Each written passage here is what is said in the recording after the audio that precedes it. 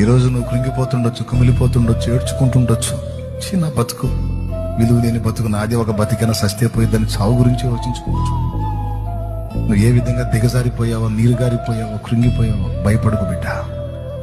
నా దేవుడి రాత్రి నీతో మాట్లాడుతున్నాడు. నా ఒట్టి మాటలు కాదు ఇవి, నేను నా తలంపులో పలికిన మాటలు కాదు, నా దేవుడిచ్చినటువంటి ఆలోచనలోంచి నేను పంచుకుంటున్నాను నీతో. నా దేవుడిచ్చిన తలంపుల్లోంచి పంచుకుంటున్నాను. నేను ఎలాంటి వేదనలో ఇక్కడికి వచ్చావు, ఎంత కృంగిపోయి వచ్చావు ఇక్కడికి, ఎంత ఏడ్చుకుంటా వచ్చావు, ఎంత దిగులు పడతా ఉన్నావు, ఎన్ని మాటలు పడున్నావు ఇప్పటికేనా.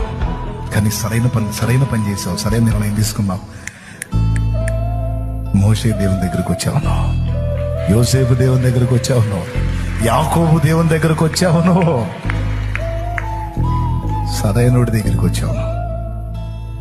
ఆయన కార్యాన్ని తప్పకుండా నువ్వు అనుభవించబోతున్నావు.